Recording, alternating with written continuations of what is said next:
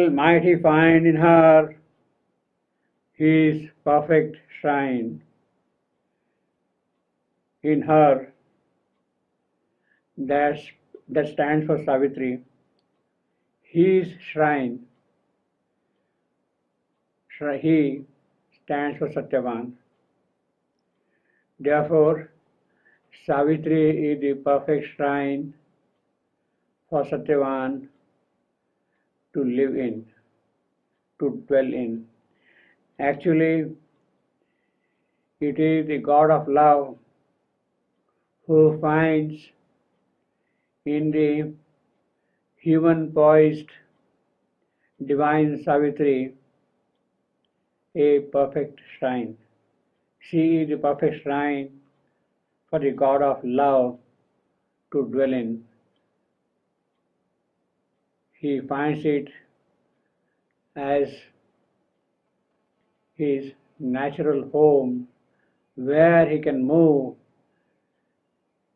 in the ease as he would in his heaven, in the home, in the heaven. The setting is for this perfect shrine. The setting is in the Shalva woods, in the cloistral yearning of the woods, lowly, isolated, in deep solitude, yet having a yearning, having an aspiration, and it is in that setting that the shrine is present. And there are the aspiring mountain peaks. There is the priestly wind which chants the hymn of love here. The place is as though a golden opening in time, as though a window is cut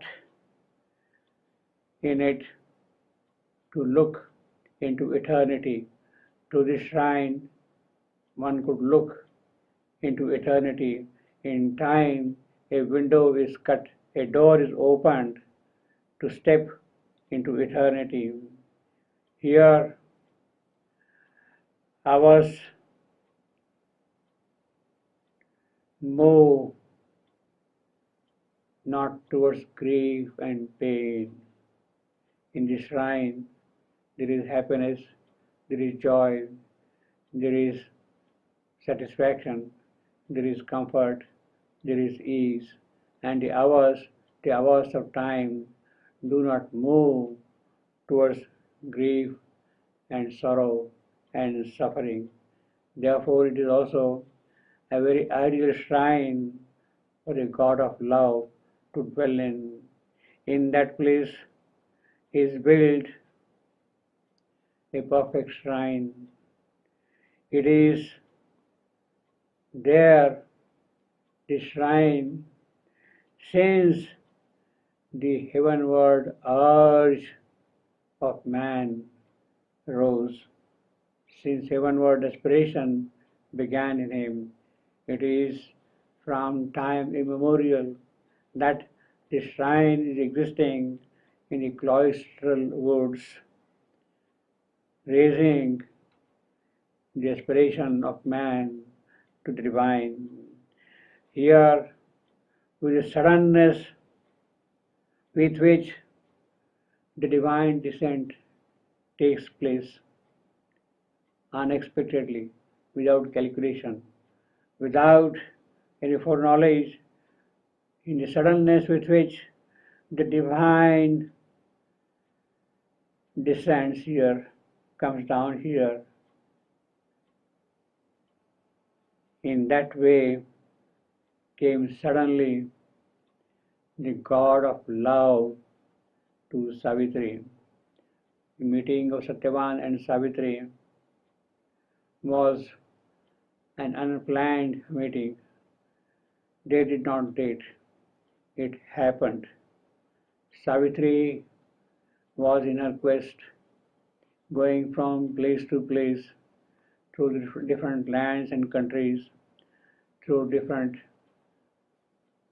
forest regions, and suddenly on one early morning she happens to be in the Shalva woods, and it is in the Shalva woods that Satyavan is coming from his hermitage to do his daily work of collecting flowers and fruits and firewood for the rites of the yajna.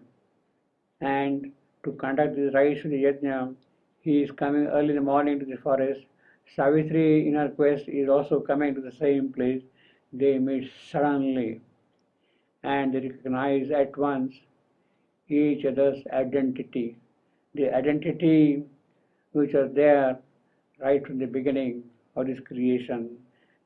Therefore, it is in this human state of suddenness that there is the recognition, and Savitri has to meet him, and this is what has happened here.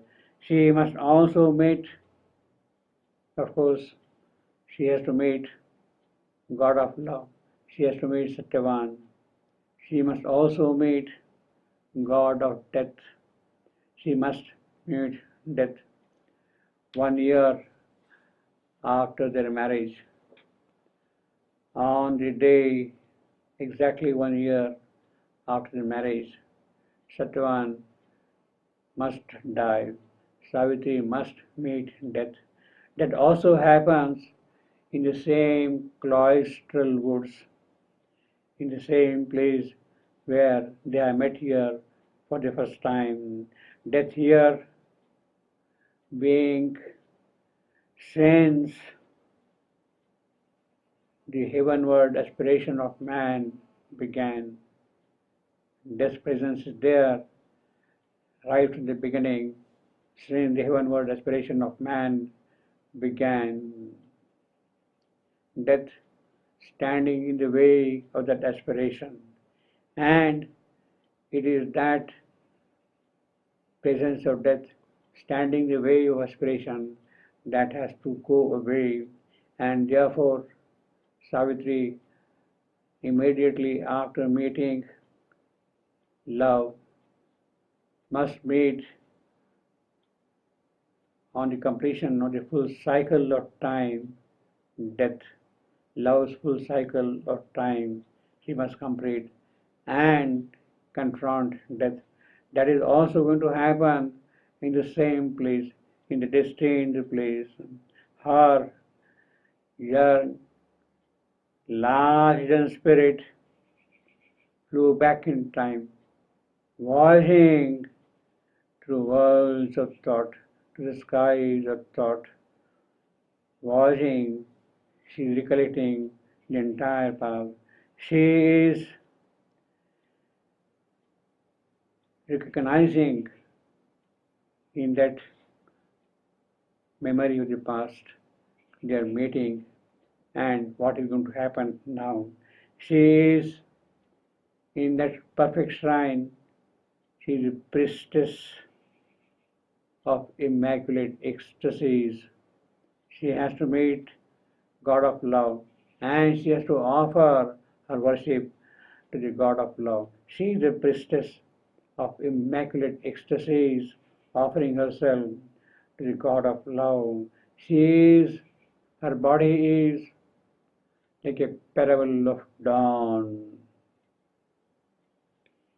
Dawn ushering in a new creation, and her mind, it is a sea of white sincerity, passionate in flow, and has not one turbid wave.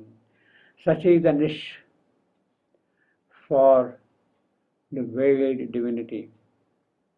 Such is the niche in the shrine, such is the shrine where the God of love is going to live.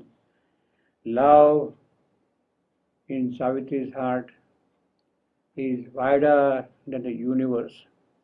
The whole world she could take in her embrace. It could find refuge in her, in its in her love. She is at once a continent of self-diffusing peace, self-diffusing peace. Such a wideness is hers. She is an ocean of untrembling, virgin fire, virginity, purity. That is what she is, and it does not get shaken up. And the wideness of that fire is the wideness of the sea itself, an ocean of untrembling virgin fire. And her strength is the strength of the gods. She is in possession of the strength, and it is in her, therefore, this God of love finds for himself a perfect shrine to come and dwell. He finds in her a vastness like his own. He finds in her his perfect shrine. He, the God of love, finds in her, in Savitri, a dwelling place to be there where he will be worshipped by her. Well might he find in her his perfect shrine.